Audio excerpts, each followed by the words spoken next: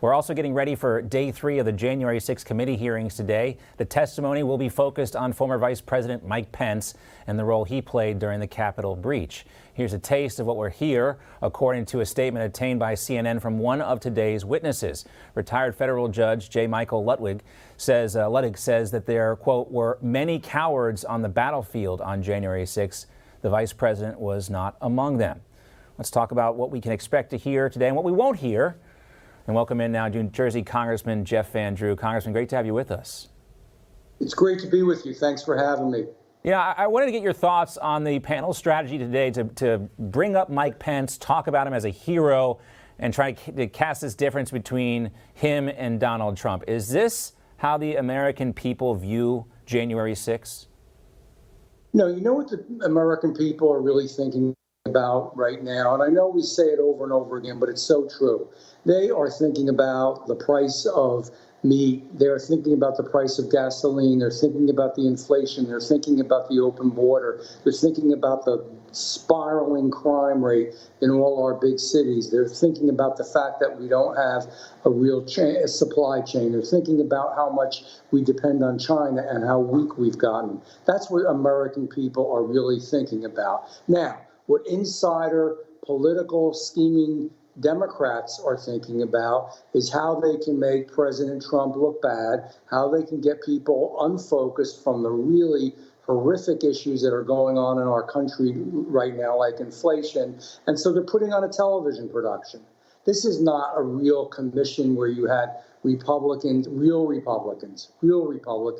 and real Democrats on there to debate the issue, to discuss it, to explore. By the way, because there's a lot we want to find out, where some of these prisoners are being held, what's going on with them, are they in solitary confinement, why are some people being held and others are not, why were some people just simply told to go right into the building. There's questions, but they're never going to be answered, because this is a made-for-TV production. This is General Hospital on steroids. This is nothing real, and it's nothing productive at the end of the day. Let's fix our country. Let America be strong again. And they've got to stop doing this stuff, which is completely and totally partisan. Yeah, people do, I think, need to pay attention just so that they can see what you're talking about. Tune in a little bit at least. We're going to be monitoring it. They don't have to watch it in real time, but it is important to know what's not involved in these hearings, what's being excluded. I want to play a clip of Ted Cruz from a while back. He was asking one of the officials in the FBI some questions that they couldn't answer. Take a listen. Did any FBI agents or confidential informants actively participate in the events of January 6th? Yes or no? Sir, I can't answer that. And the question is, why not? And if we're really going to prevent or try to prevent, if that's what this is all about, this from happening again, don't we deserve the answer to questions like that? Of course we deserve real answers all across the board. A lot of times we are not getting real answers, because remember, any answer is only as good as the question that's put before the person. The questions that are being used are purposely trying to hurt President Trump, really make a number of other people look bad, and they're totally partisan. So we have two Republicans on there that are absolutely not really Republicans. They can say they're Republican, they're not. That's why they were chosen by the Speaker. So we don't have any balance. We don't have any Jim Jordans on there or Banks if this were a serious pursuit, Congressman, they would be asking those types of questions, or one of the Democrats would. We still got to know about, Capitol security as well, Capitol Police. And we ask that question because, there are Republicans right now working on this gun control, which includes red flag laws. They seem to be open to this idea. And it's not that as a concept or an idea, people are against red flag laws, but when you can't get questions from the FBI like that, these are the same people that are going to be enforcing these red flag laws. What's your take on this? Do you have any confidence in this supposed bipartisan gun control legislation that's making its way through this? I think we need to make our schools much safer. I have safer schools legislation where what happened would have never, ever happened.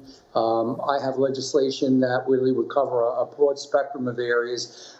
We don't need to take more gun rights away. And you know what? You take guns from the honest, good people by and large, and the criminals and the people that have mental insufficiencies and other problems are still going to get a hold of them. And, you know, it was kind of humorous in my state of New Jersey. We went from a magazine of, and I'm a gun owner.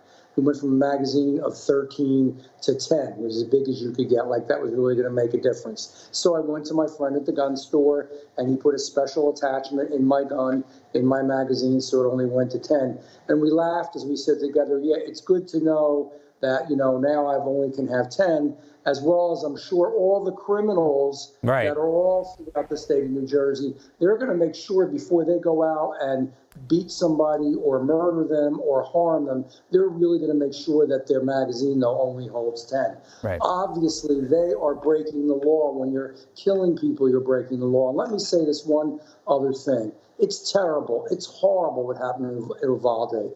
But you know what's also horrible? 150 individual souls lost their life over Memorial Day because of criminal And nobody activity. wants to talk about that, Congressman. Nobody it's not politically advantageous for them to do so. So they focus on what is. Great to see you. We got to run. We got to run, Congressman. Okay. We'll have to hold the thought for the next time. I know we'll talk to you again real soon. We appreciate your time. Take care.